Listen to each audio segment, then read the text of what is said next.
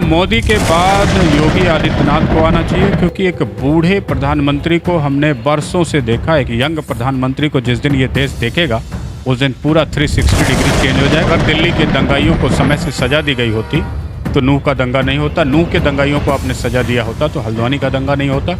और हल्द्वानी के दंगाइयों को आज धामी कह दें कि इनकी सुनवाई 24 घंटे 7 दिन होगी और इन 3 महीने के अंदर इनके जुर्म का जो भी दंड है दिया जाएगा, अगला कोई दंगाई पैदा नहीं होगा। महंगाई पर सरकार बढ़िया से काबू करके रखी हुई है, सब कुछ नॉर्मल चल रहा है, बहुत अच्छी परफॉर्मेंस है। पिछले 9 साल में अगर देखें महंगाई की तो सरसों का तेल थोड़ा महंगा इसलिए हुआ कि थ्रेसर की जगह हार्वेस्टर लगे तो खेती बिना सरसों के होने लगी, इसलिए उधर प्रोडक्शन कम होता है तो अपने आप कीमत बढ़ जाती है। दूसरा, बेरोज़गारी की बात किया। भारत सरकार ने या मोदी सरकार ने बेरोज़गारी को कम करने के लिए बहुत अच्छे और सुंदर प्रयास किए जो भारत की इकॉनमी के बैकबोन बने। उन्होंने नए नए स्किल प्रोग्राम चलाए, नए छोटे छोटे इंडस्ट्रीज़ को सपोर्ट किया, जिन्होंने एक कंपनी बहुत सारी खोली। एक कंपनी खुलती है 10 लोगों को डायरेक्ट इनडायरेक्ट रोजी रोटी मिलती है। एक बड़ी कंपनी 5000 और कंपनियों के सपोर्ट से चलती है। तो जो इंडस्ट्रियल सेटअप को उन्होंने सपोर्ट दिया, वो इंडस्ट्रियल सेटअप गवर्नमेंट से ज़्यादा नौकरी, गवर्नमेंट से ज़्यादा इकॉनमी, और उन्हीं इन नौकरियों और उन्हीं एम्प्लॉयमेंट की बदौलत देश 5वीं की अर्थव्यवस्था बन सका। और भ्रष्टाचार से, भ्रष्टाचार के मामले में मैंने कहा, ना कोर्ट बदली, ना कचहरी बदली, ना पुलिस बदला, ना उनका रवैया बदला, ना पॉलिटिकल सोच बदली। इसलिए भ्रष्टाचार में योगी आदित्यनाथ का बुलडोजर जितने दूर चलता है उतने दूर शांति है, जैसे रुकता है वैसे फिर अशांति का माहौल बनने लगता है। तो हमें ये चीज़ें जो बुलडोजर से हम कर रहे हैं वो कोर्ट कचहरी जस्टिसों का काम है। जस्टिसों को ये संदेश हम देने में विफल रहे कि तुम्हें न्याय करना है और इस शांति को इस्टेब्लिश करने का काम है जो योगी आदित्यनाथ कर रहे हैं, वो एक्चुअल में जस्टिस। सर, ये तो शायद मुझे लग रहा है कि आप लॉ एंड ऑर्डर सिचुएशन की बात करें, मैं भ्रष्टाचार की, जिस पर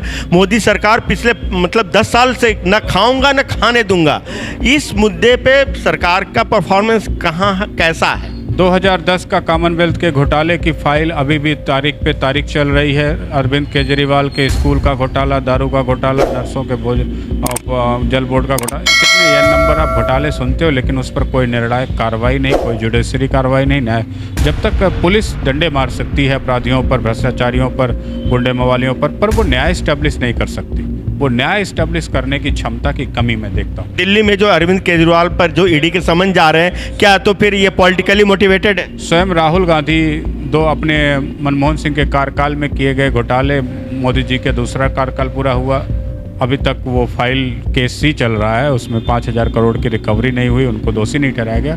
ऐसे ही केजरीवाल के दोष हैं, ऐसे ही अन्य मिनिस्टर्स के दोष हैं अलग अलग राज्यों में।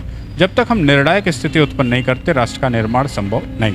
मतलब आपका कहने का मतलब ये है कि ये सरकार मतलब इन मुद्दों को लटकाए रखना चाहती है ताकि जब जैसा मौका है इनको मतलब या तो लगाम खींच ली जाए या तो फिर लगाम ढीली कर दी जाए, मतलब इन मुद्दे को ख़त्म नहीं करना चाहती है, मतलब निर्णायक डिसाइसिव डिसीजन लेकर के या कार्रवाई करके। अब तक देश की परिपाटी यही रही है, राजनीतिक पार्टियों की कार्यशैली यही रही है। अब हमें इसको बदलने की ज़रूरत है। देश भ्रष्टाचार से और असीमित अपराध को संरक्षण देने वाली न्यायपालिका से नहीं चलेगा। न्यायपालिका को बिल्कुल तत्पर होकर कार्रवाई करनी पड़ेगी, जिससे कि भ्रष्टाचारियों पर, लूट खसोट करने वाले बेईमान घोटालेबाजों का अंत हो और देश एक नई समृद्धि के मार्ग को चुने। सर, देश की सीमाओं की सुरक्षा के मामले में सरकार को आप 10 में कितना अंक देना चाहेंगे?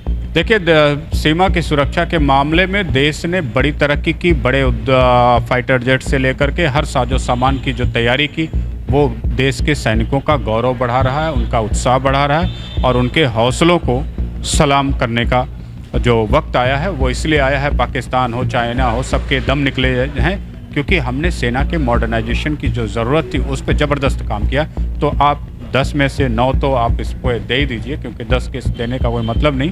अभी भी जो इंडस्ट्रियल सेटअप्स हैं वो मेड इन इंडिया होना चाहिए। Defence corridor made in India होना चाहिए। डिफेंस कॉरिडोर में जितने वेपन्स हैं, प्लेन्स हैं, रॉकेट्स हैं, हेलीकॉप्टर्स हैं, वो मेड इन इंडिया होना चाहिए। इस बात के फोकस पे ध्यान देने के बजाय बाहर के कंपनी, बाहर का इन्वेस्टमेंट पे हमने अभी फोकस किया है। मुझे लगता है इसको भी बदलने में थोड़ा वक्त लगेगा, क्योंकि टेक्नोलॉजी और बहुत सारी चीज़ें होती हैं जो मैटर करती हैं, फिर भी हम बेहतर हैं। सर ये दंगों के रोकने के मामले में आफ्टर ऑल ये ठीक है, लॉ एंड ऑर्डर के सिचुएशन और लॉ एंड ऑर्डर के सब्जेक्ट राज्य सरकार के अधीन आता है, बट एक जो अभी हाल ही फिलहाल हल्द्वानी में हो गया, अभी इसके पहले नूह में हुआ था, ये सब बीजेपी शासित राज्य में ही हुए हैं। इसके पहले भी उत्तर प्रदेश के कई जिलों में दंगे छिटपुट हो चुके हैं, साउथ के कई जिलों में हो चुके हैं।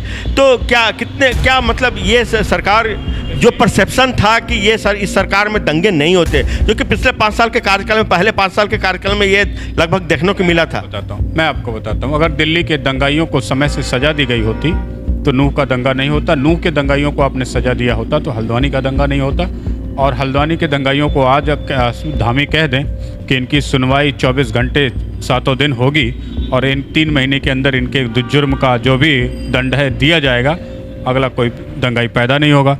निर्णायक हमारे नेताओं में निर्णायक स्थिति ना होना, निर्णायक विचार ना होना, राष्ट्र की सुरक्षा के प्रति निर्णायक ना होना, नारियों के सम्मान के प्रति निर्णायक ना होना, न्याय के बवाल के अपराधियों के प्रति निर्णायक ना होना ही सबसे बड़ी बीमारी है, इन दंगों की सबसे बड़ी जड़ है, सबसे बड़ा कारण है। तो क्या आपको लगता है कि मतलब जो ये बीजेपी सरकारें हैं जानबूझ के कार्रवाई नहीं करती, ताकि मोदी दिल्ली के दंगे से तो लगभग जाहिर हो रहा था, दिल्ली जैसे एक मतलब केंद्र सरकार के नाक के नीचे 3 दिनों तक दिल्ली झुलसती रहे और सरकार बस ऐसे ही आमतौर पर कार्रवाई करते रहे। उसके बाद सीए के मामले में भी जो देखने को आया कि लगातार महीनों तक चलता रहा और जामिया में स्टूडेंट्स हुड़दंग मचाते रहे, डीटीसी के बसों को आग लगाते रहे। तो क्या आपको लगता है कि सरकार पहले दंगे को होने देती है फिर उस पर फायर फाइटिंग का काम करती है? देखिए, सरकार का निर्णायक ना होना, हमारे सरकार मतलब नेताओं का निर्णायक ना होना, उनके विचार निर्णायक ना होना, उनकी इच्छा शक्ति का निर्णायक ना होना, ये राष्ट्र के लिए, समाज के लिए बहुत बड़ा खतरा होता है। बहुत सारे नेता हैं देश में जो पैसे के दम पे चुनाव लड़के जीत जाते हैं, पार्लियामेंट के पिछली सीट पे आके बैठ जाते हैं, उनसे भी कोई बड़ा परिवर्तन आप देखने को नहीं मिलता है। तो देश में निर्णायक इच्छा शक्ति का होना बहुत ज़रूरी है। निर्णायक देश की इच्छा शक्ति मतलब राजनीतिक इच्छा शक्ति हो, नेताओं में इच्छा शक्ति हो, जो हमारी कार्यशैली है वो पिछले 70 सालों में अगर ढुलमुल रही है, नरम रही है अपराधियों के प्रति, तो अचानक से बहुत हार्ड अडॉप्ट नहीं कर सकते। जो इजराइल का कैरेक्टर देखिए, फ्रांस का देखिए, ब्रिटेन का देखिए, उनका अलग कैरेक्टर है, वो उसमें काम। कितना अंक सर देंगे 1 से 10 के बीच में दंगा रोकने के मामले में बीजेपी शासित राज्यों को? 5 नंबर से ऊपर नहीं है, 5 नंबर से ज़्यादा दंगा रोकने में बीजेपी को मैं नहीं दूंगा, क्योंकि बीजेपी में दंगा तब हम 10 देते जब उस पर जुडिशरी एक्ट करती और अपराधियों को सजा होती। बिना सजा वाले दंगे को रोकना, वो सिर्फ पुलिस की परफॉर्मेंस से रोका गया, जो कोर्ट कचहरी की परफॉर्मेंस है वो नील है, आधी परफॉर्मेंस है आधी गायब है, इसलिए मैं इसे 5 नंबर से अधिक नहीं दूंगा। सर एक हाइपोथेटिकल क्वेश्चन है, हालांकि अभी दूर दूर तक इसकी संभावना नहीं है, फिर भी एक सवाल तो बनता ही है कि मोदी के बाद कौन, योगी, अमित शाह या गडकरी? मोदी के बाद योगी आदित्यनाथ को आना चाहिए, क्योंकि एक बूढ़े प्रधानमंत्री को हमने बरसों से देखा है कि यंग प्रधानमंत्री को जिस दिन ये देश देखेगा उस दिन पूरा 360 डिग्री चेंज हो जाएगा। लेकिन योगी आदित्यनाथ भी ये ना समझें कि आराम से उन्हें ये गद्दी मिल जाएगी। महाराणा प्रताप को नहीं गद्दी मिली आराम से, तो आपको कहाँ से मिलेगी?